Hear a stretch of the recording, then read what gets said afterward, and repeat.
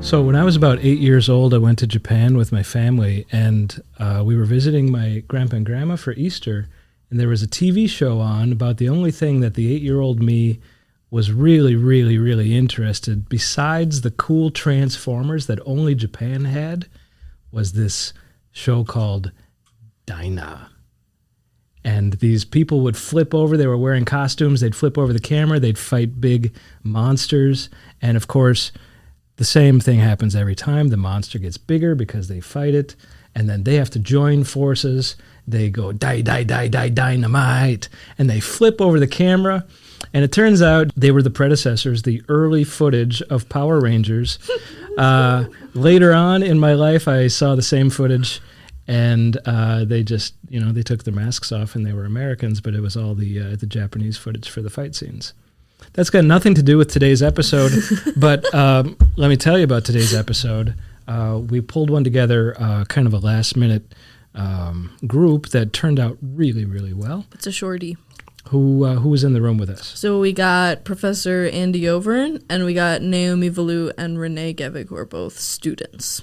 That was a delightful conversation about the kind of student and teacher sort of interaction and relationship and atmosphere that we can have here at Bethany College. Put yourself in the room with us, relax, and sense how comfortable it is, because that adds to the theme. Just like die, Okay, enjoy Whistle the Feast. So how are we doing this warm and balmy Thursday? Yeah. It's 50 degrees Fahrenheit. Y'all. These past few days have been like so much serotonin. I'm like, really? I'm a different person. That's the awesome. December blues are out, and the January, which is weird. Yeah. Which is unfamiliar. I don't know who you are. Naomi. Naomi. Valleau. Who's Naomi? Yeah, Naomi Valleau. Valleau? Nora's cousin. Yeah, she's actually my cousin. Jaksyn. What? That's Mike. We don't need one. Okay, Yeah, they it should picks just up. go back in. So you're, Valou. We'll have to freshman, talk sophomore, like junior, this. senior? Like Mike. Yeah. Naomi, what are We've you had this in school? She's a freshman. I'm a freshman. Tell me your major. I went to college with her dad. I'm a nursing major. Nursing major? Yes, you did. Here. And did you know about Bethany because of your cousins, or did you know about it otherwise? Dad went here and them, yeah. And what's your Valou? Valou, yeah. Mike. Mike Valou. Mm-hmm. What? Guys, He's a I'm good mind man. blown right now. Why? You didn't know your cousin? You didn't know that? No. You actually didn't know we were. No, I didn't. Me and why do you think I'm so close with Lydia? I didn't know you were.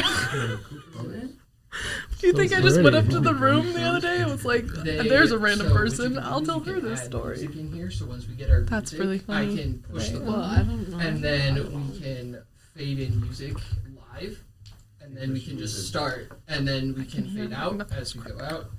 Diver song. Wait, let me. We're looking for a theme song. Maybe just Andy drum solo. I got Yeah. all of them out. Just drums. You know what? I could help you produce this. I mean, I'm in. I actually I have a request in with Ben Fogstead, and he said he's composing, Oh, there you go. Yeah. but That's awesome. I'm not pushing. I don't want How are your classes to today, cause Andy? pressure. Awesome. They better been, because I was in one of them. You don't have any today, do you? I had capstone class, which basically evaporated because of the sunlight. Yeah. That's awesome. Right. Lydia came by our drawing room long enough to say, "How come you're not outside?" And then she ran away and giggled. She did a great painting outside today. She Outside? is Yes. fantastically opportunistic. Whenever it is nice, she is outside playing our painting. Yeah. Okay, I officially have to leave in 48 minutes. Yeah, so officially, For 2.5. yeah, officially, That is this the- is 40 minutes. this is an agenda-less, mostly agenda-less conversation. Yeah. Broadly speaking, we want to get to the idea about maybe what's special about the way teachers and students regard one another at Bethany. Yeah. And I just think the people in the room are the right ones to talk about it, or you're eminently qualified. Let's get to who is in the room. Yeah. Let's start here. Andy. Hi, Hi. I'm Andy Overn. I teach Right on. design and art and drawing and illustration, and to a certain degree, web design. Though nobody likes that. They have to Okay. take the class. They have to. I've yet to. Well, I have one student in the last 15 years of that class who really took it and ran, and now is a very successful person in web development. But most designers, you start talking about code, and We'll post a link. yeah, there you go. That's not the only student he's had that has been successful. He's That's had true. so many Only students that in have web been development, I said very wildly clearly. successful No, but nobody else. in Design web people, design. art people, they don't think in code, and so Yeah. when their eyes kind of glaze over and they stagger out of the room like a zombie. It's a tricky crossover. Yes. Yeah, it is. And so you got to find the right person with the right Oh, I know who you're crossover talking brain. about. You know what I mean? Yeah, he like runs Walmart. Pretty much. That's crazy. The Walmart website. One more website, anyway. That's crazy. Awesome. Anyway, Yeah. did I introduce myself adequately? That's great. Good enough? Yeah, that was adequate. I've been here adequately. It's very Oh, radical. adequately. I've been here longer than everybody else put together. No. And that is why he's not a math professor, ladies and gentlemen. Well, maybe everyone in the room. Maybe everyone in the room. I have He been here might- longer than everybody else in the room put together. That actually might. I thought you were talking come about here. ages. Oh, well, that's not true. I fear Ages you as would be well, dead. yeah. Moving on. Yes, please. I'm Renee Geving. I'm a junior here at Bethany. I'm a music major. Yeah. Do you have any minors, Renee? Yes, I have an English minor. Ah, Emphasis in multimedia writing. What do you even do? Like all the time? All the time. Yeah. Well, I practice a lot of instruments all the time. Go to class. You Sometimes teach, don't I you? teach class. Yeah. Band. I'm the Risen Savior band director. hey, That's which awesome. is kind of fun. Yeah. That's so cool. you have a giant jar of aspirin on your desk? Well, I don't have a desk, so. If I did have it, I would have A it. desk Yeah. is a privilege. And I probably have an apple too. But She also was in charge of the pep band. oh yeah, I created that this year, Mm-hmm. which is really fun. We had some performances last semester and a couple this semester. And she dabbles. She dabbles in stage management Oh, yes. and theater and acting That's so true, and that was so fun. and Wait, art. You can dabble as a student? What's that about? Dabbling? You haven't heard of it? Well, It's like It's dabbing. tremendous. dabbling's not possible in many places. I would say that college is what dabbling is for. Wow, that's a thesis I agree. right there. Right. It's going to require some support. Mm-hmm. We'll talk about you later. Yeah, let's. Your Turn turn. your back. I'm Naomi Valleau. I'm a freshman here at Bethany. I'm majoring in nursing. I haven't been able to take any nursing classes yet, but it's just been a lot of gen eds, and we'll get through that eventually. So I do a lot of choir here. I'm in Mary Martha and concert choir. You do some art stuff too. What? She likes to paint. She learned how to paint last semester, which is awesome. Mm-hmm. You weren't I even did in a do class. She wasn't even in was not in a class. She was Dabbling. dabbling. Lovely. Yes. Yeah, that was really fun. Jason just told me how to do things. Just I didn't say That's how much. teaching works. sometimes. No, I I did think have- you had a lot of students helping That is you. very true. And I think that's delightful. And that's another thing to talk about. That's Exactly. crazy. That's a whole nother thing. But yeah. Okay. So remember that whole other thing. We want to come back to that. Yeah. Okay. Like whatever you mean. That's sort of a teaser. Yeah. I'm Norah. I'm a sophomore and I'm a double major in studio arts and English, and I have a minor in communications. I like to do a lot of art stuff. I like to paint and draw, and then I dabble in everything else. Yeah, you're kind of a professional dabbler. You could call me a professional dabbler, yes. I just might from now on. And Nora is the official co-host of this podcast, which Yeah. we decided to call Whistle the Feast. Someday we'll explain that thoroughly. We'll see. And I'm Jason Jaspersen, the host of Whistle the Feast, and this is being recorded on the campus of Bethany Lutheran College. It's January here in Minnesota, and It sure doesn't seem like And it. it's 50 I degrees. think, yeah, sunny and 50, and for us, that's like the tropics. So, what we want to talk about today is just maybe something that we on campus kind of think is special about this place. There's something that we talk about, and we have a hard time putting it into words.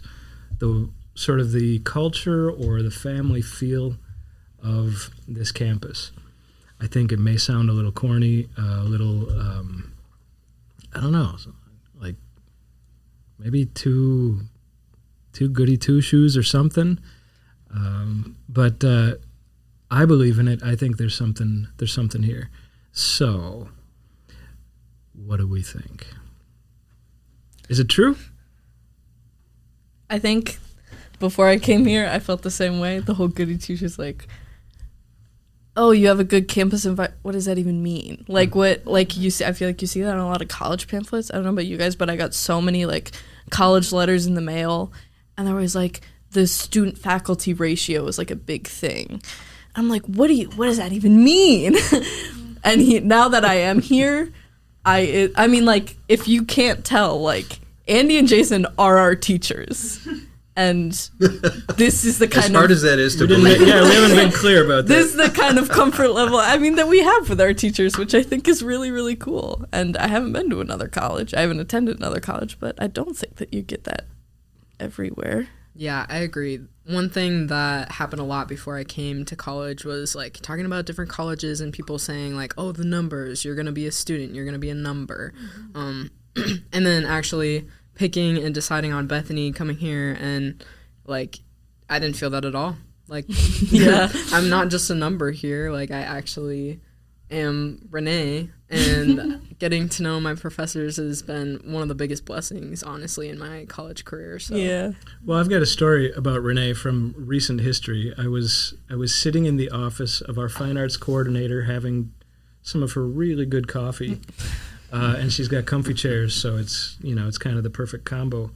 And we're having a conversation. The door's open, but we're having a conversation. Renee comes in, and then she sees me, and she just comes over and gives me a big hug. it was also your birthday, so Well, that too, yeah. So, I think as a teacher, I feel that same kind of,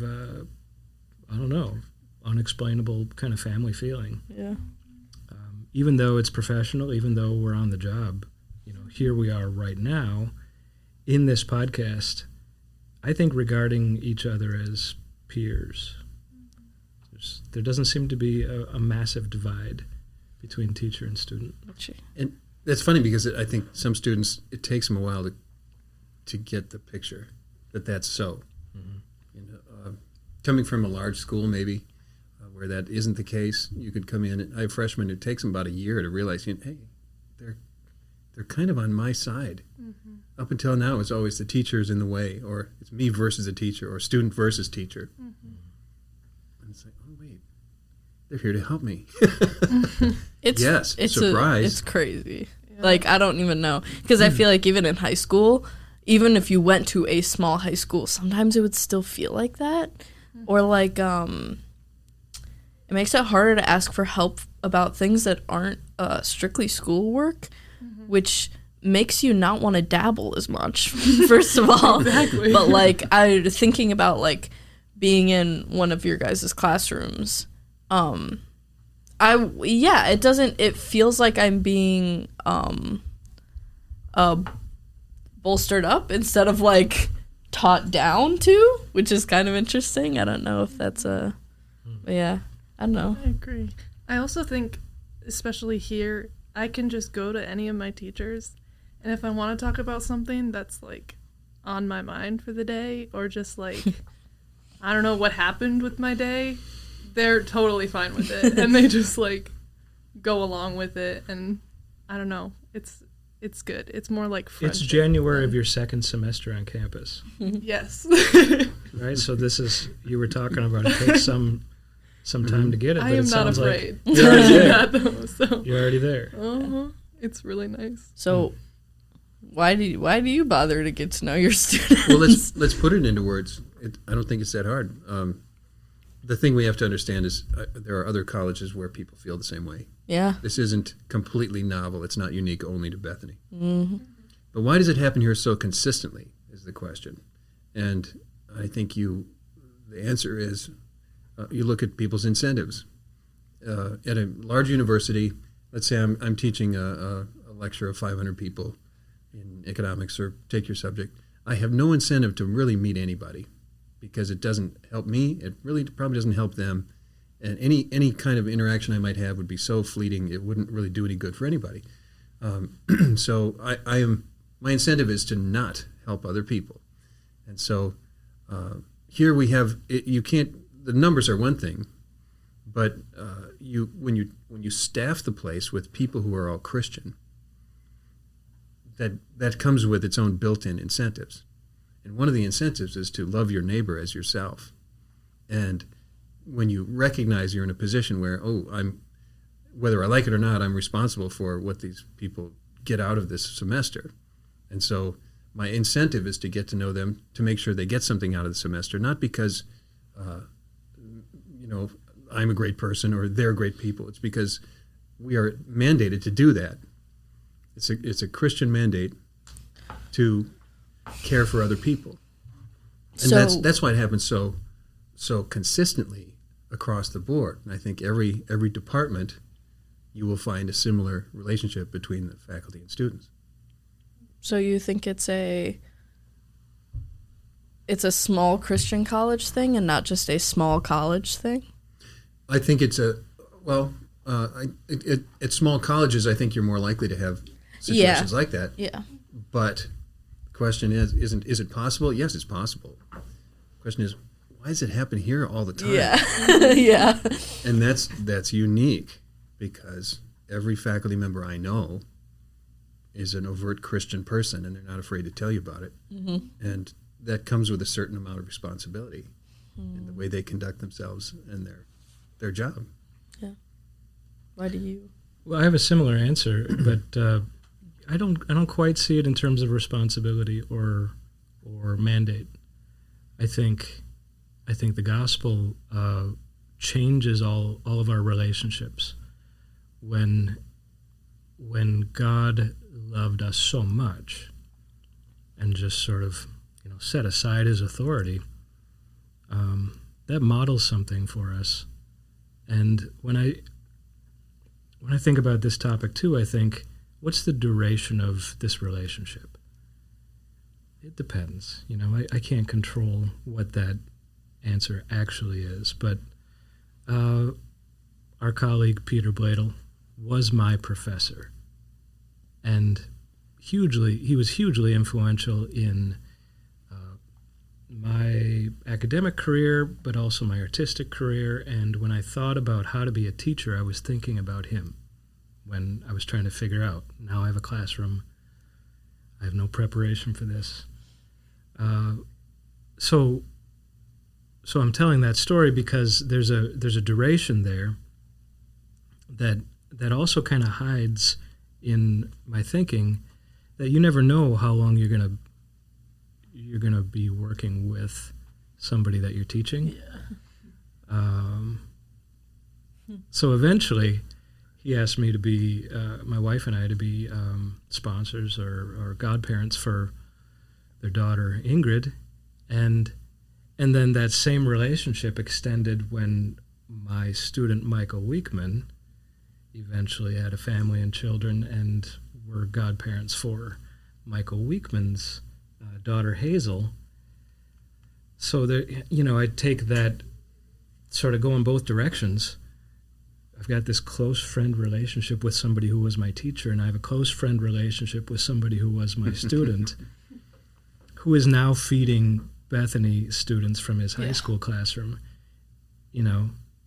There's a lineage of long relationships. Doesn't mean everybody, but that relationship could be eternal. Yeah. Do you think it starts with the teacher or with the student? You ask good questions. Thank you. That was well done. That's why I'm here.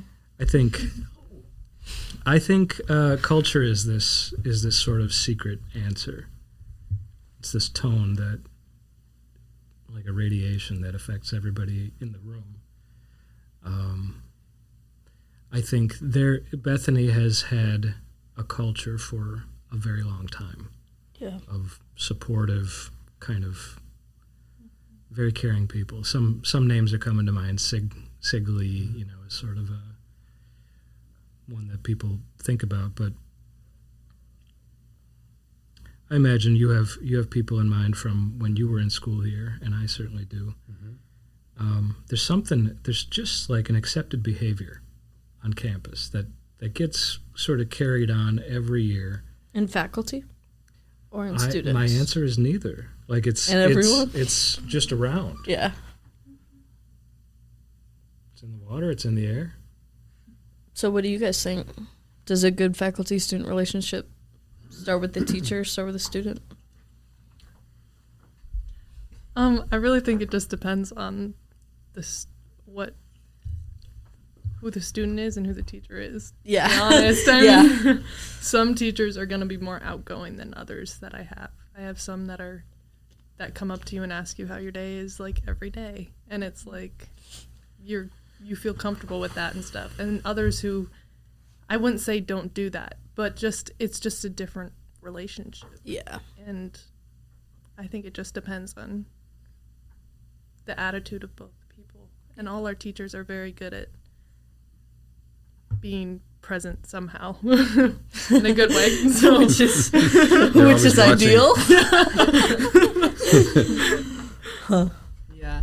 I kind of think, I agree with that. But I also kind of think that it depends on the student, or I guess in my case, I came in as a freshman and I thought I was going to be a nursing major. And then I quickly decided that after taking biology, that was not going to be the route for me. But through that class, Chad Heinz is actually one of my grade school and high school classmates' father. Mm-hmm. And so I knew him pretty well before coming to Bethany, and had a conversation with him in his office. And he we talked about it for a while, and he kind of told me that, what's so wrong about following your passions. And then I decided to go, because in high school I was like, I don't know if this will be my last time playing trumpet. So then coming here and pulling out my trumpet and deciding, oh yeah, I'm gonna do band. But then that turned into talking to Professor Fogstad, and I got to know him really well, and he just totally took me under his wing and was like, I think you should be a music major. Yeah. And then we had lots of conversations about just so many different things. And I would definitely consider that relationship to be a friendship. It's not just student-teacher relationship. It's a friendship, I'd say. Okay, I have a question for you guys. It's theoretically possible for every student at Bethany to have the experience you're having and the relationships you're having with your faculty. But some students are not interested. That's what I wanted to talk about next. So what's the difference? Why are some students receptive to, my efforts to get to know them, and others really not so much? I got this. I think. I mean, I think a lot of things come down to what do you think you're doing? What do you think this is? We sometimes talk about the difference between education as a transaction compared to a transformation.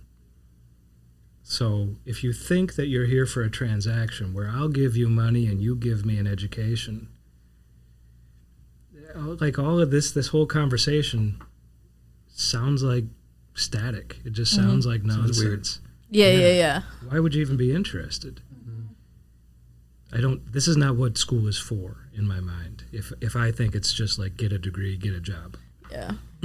But if you're here to be transformed, if you're here to be influenced, to grow, then I think obviously you want to take every opportunity you can both with teachers and with your students around you to be influenced, because that won't last forever. Yeah, there's this weird little catch in that, though, in that, like you say, like if you are here to be influenced and to grow and to learn, then you will be, which I think is totally true. But I don't know about you guys, but like when I started, I did not start with the idea that I was here, because when you go into college, you come with this tradition of not looking for a strong student-teacher relationship, because I think most high schools, or a lot of them anyways, you don't have that, like, the same, I would say, relationship. Also because you're taking different classes and they have a different position of authority above you, which I think is important because you're a lot younger in high school. But, so you come from I would say, a tradition of not caring as much. And I don't think I came into college with the thought of, I'm here to be influenced and to grow. Yeah. I think I came in with the idea of that it's going to be school and I'm going to learn. And so I mean, that would imply that the environment cultivates that, right? Because I didn't come in with it, but I have it now. And I know you guys do too. I think there's also a pressure coming from parents and families that being like, oh, if you're going to college, then you need to get a job. Like, this is what you're going for. Yeah. And sometimes I felt that pressure, but like coming here and actually learning like, that I can get more out of this than just looking for a job once I'm out of here. Like, yeah. And also my high school experience, I was kind of lucky and I went to MVL and I had personal relationships with teachers. So coming here was kind of just like another way of, I get to meet new professors, new relationships like that. And so yeah, that's true. But it's different for everyone. Yeah. And I don't mean not caring as in teachers not caring about students. I think I mean more of like concerning like schoolwork. I think there's a little bit less care. But it depends on the person. There's a few ways that this conversation gets misinterpreted, or this topic goes wrong. The relationship goes too far, boundaries get crossed. Right? Sure. There are stories about that. And then maybe just the thought or the interpretation that it's all a little too chummy. Like you're not serious. You're not actually getting anything done. Yeah. It's just like fun time. What do you think? Well, I think there's serious work to be done at all the time, but you could either have a serious time of it or you could have fun while you do it. Yeah. And why would you want to be serious all the time? It's one thing you endure a class like that as a student, but as a faculty member, why would you want to? That's your job. That's your whole job. It's interesting. Can I add on that? Yes, please. I think that also because there's stuff to get done and you have that like relationship with your students, that as a student, for me at least, the expectations that the professors that I have those like connections with, I guess, I want to exceed those expectations. Like, I want to do better in their classes because I know them better and I'm like, I want to impress you. And so therefore I'm working harder and hopefully meeting those expectations and getting good grades, and therefore then fulfilling the process of like, oh yeah, this degree's coming together and I'm having a good time. Wow. So you become more invested in the quality of your work because you know your teacher better. Oh, 100%. Isn't that cool? 100%. Contrast with a really large lecture hall where you will never meet your professor. And the temptation is certainly there to, well, not try very hard. Yeah, or like skipping classes. And why even go? I'll throw this in. I think that goes the other direction too.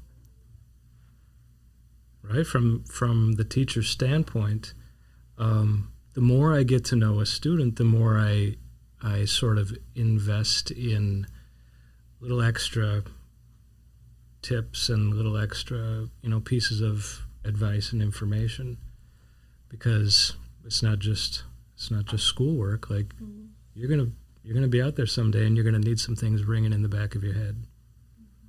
Yeah. So your parents told you, well, you got to get a job. Sure to go. And so they said, what kind of nurse do you want to be? But Renee, they didn't say that to you. Nora, they didn't say that to you. I said, wow. Yeah, that's a whole nother crazy conversation. What would you say when you have a classmate that says, what about your future? Aren't you worried about your future? I actually think about this a lot, because especially with arts degrees, that's a big one. That's actually, this is an aside, but I do want to have you on later, and we might be talking about well, what are you going to do with an art degree? That's a really strong topic. So we might have you on the podcast again. I can give you a preliminary answer when you're ready. Wait, do you want me to talk about why I think it's worth it? Yeah, I'm curious. Okay.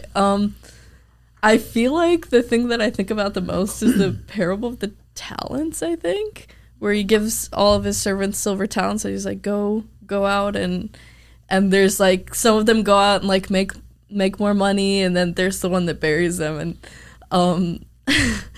I just can't, like, if I'm not supposed to be doing art, then why do I do it all the time? And why am I pretty good at it? You are good at it. Thank you. Well, like, why would I have that? I don't want to, like I imagine myself in that situation if I had gone to school for, like, accounting or something. A brilliant profession. We need accountants. I love them. But if I had gone to school for accounting, I'm not so good at math. And if I was the servant with the talents, and God's like, I made you good at art, and I made you good at writing. Like, where are those? And I'd be like, I buried them because I didn't think that you were going to provide for me. Like, I don't know. I think that part of the prayer of the art student should be, please help me to trust that you'll provide for me. I think that, there are different things that you need to think about for different majors. And one of them for art majors is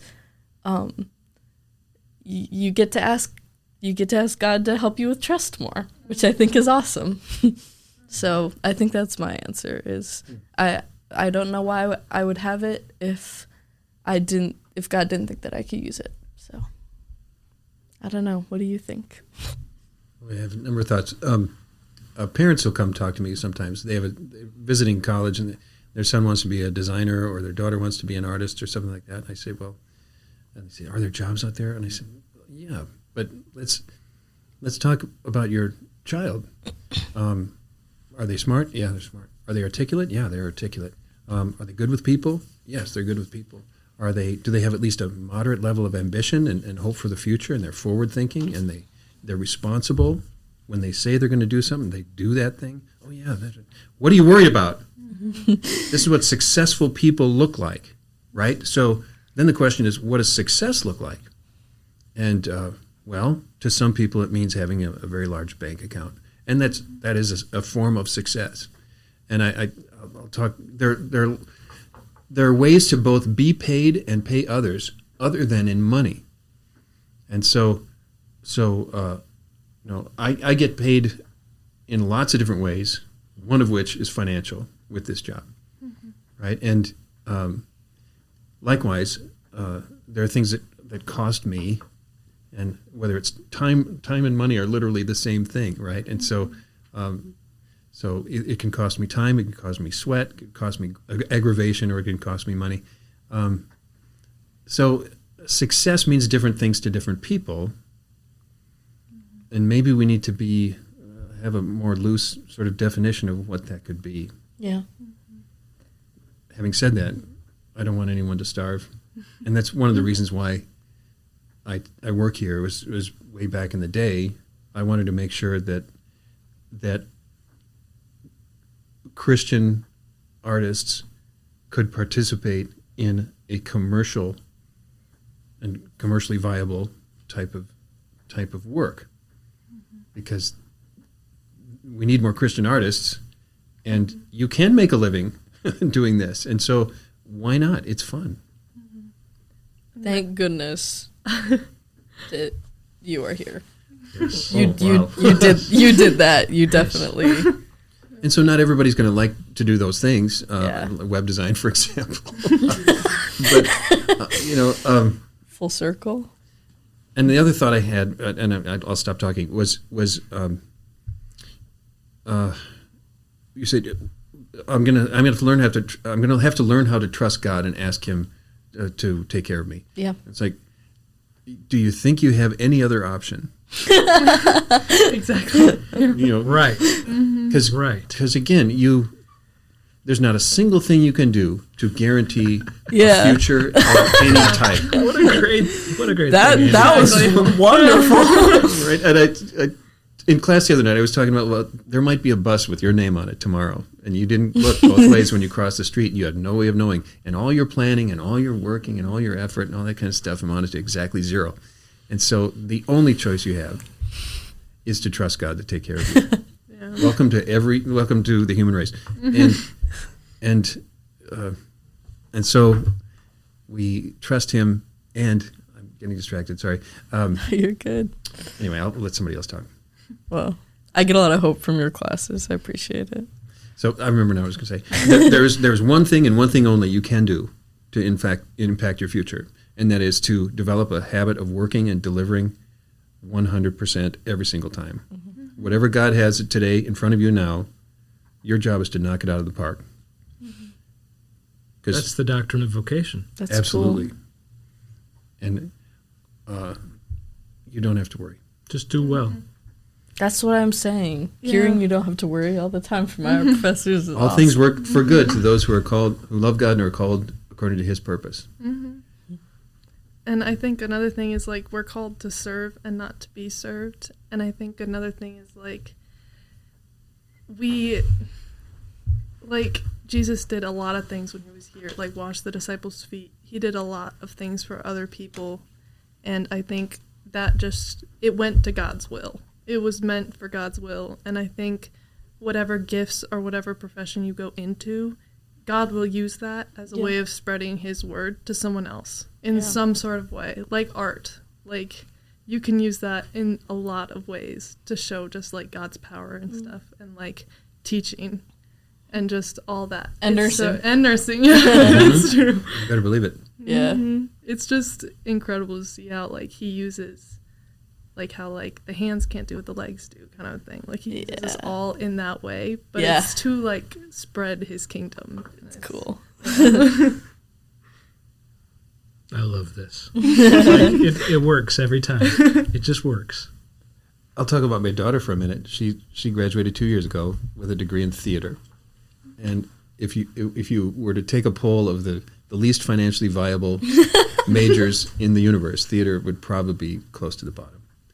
And I thought, and Jason, that the most greatest value you bring to the whole enterprise is that you switch the whole thing. Instead of my artwork being about me, instead of my design being about me, it's about how I can help other people. And it's an attitude of service. And so I thought, how can that be applied to a theater major? Well, she was in a play a couple of years ago, Pinocchio, and she was Pinocchio. And I sat there at the door as everyone was leaving, and every single person was laughing or smiling, or they were joyful. And I thought, that's a service. Why can't that be something? That's your special gift you can bring to the world. Mm-hmm. That's for real.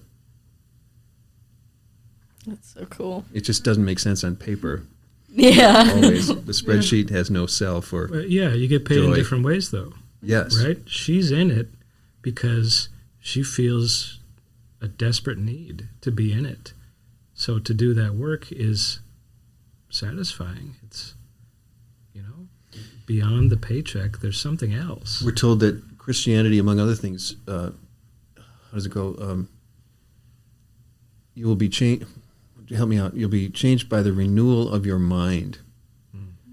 Be transformed. You'll transformed by the renewal of your Don't mind. conform any longer. Yeah, you will think this about world. things differently than the world does. Yes, right. And it's really hard to understand that when you're outside of that that sphere, because that doesn't seem to make any sense. Maybe illegible. But C.S. Lewis talks about it's not about doing the right thing. God doesn't care as so much about your conformity. He wants a relationship with you. That sounds like the topic of this conversation. Yeah, that's what I was thinking. That's pretty cool. Oh, come on, brain. I know you had something just now. Oh, okay, yes. Go, So right.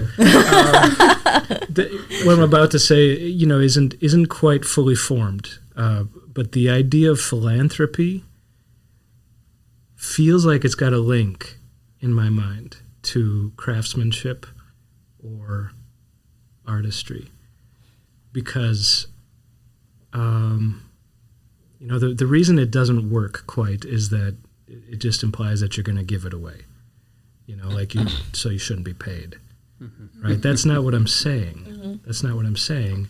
But what I'm saying is that I think especially for the Christian artist or craftsperson,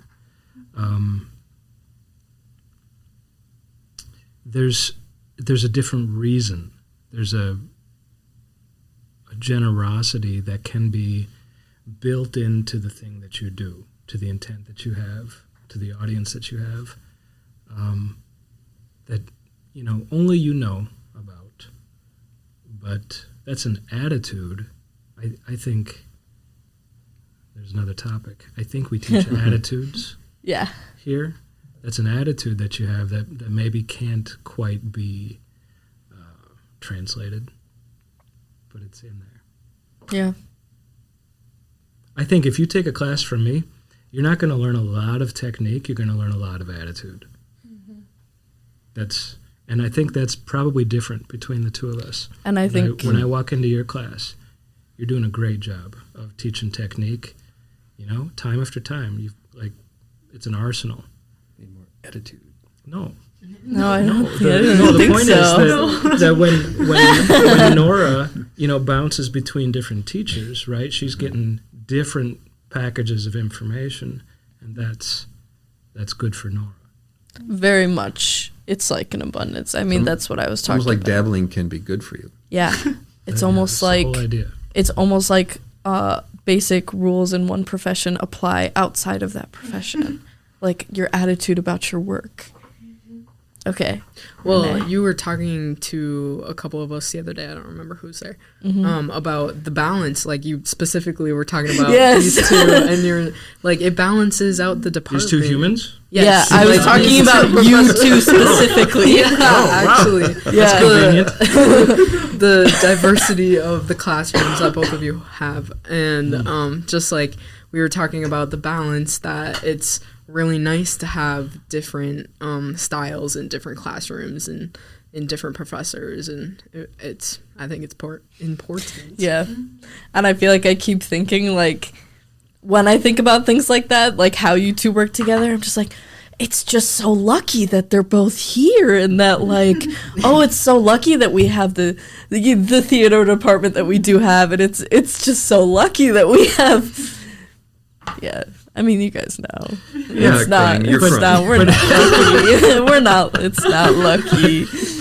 But part of all of this is that you had that conversation as students, Yeah. and I think something that maybe just needs to be understood is that the institution does this. It sort of like pulls in the faculty and the staff, right, with the sort of the selection process that you mentioned earlier, right? But then it's kind of on the student to put it together in your head, right? To just like pay attention, watch, read between the lines, try to understand, like, how does this person operate? How does this person operate? That's like me going back and thinking about how Pete Bloedel was operating when I was a student.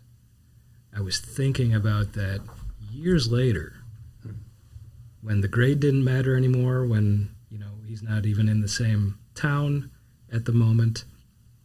The reflection is happening, and you just never know when that influence is going to sprout. Why?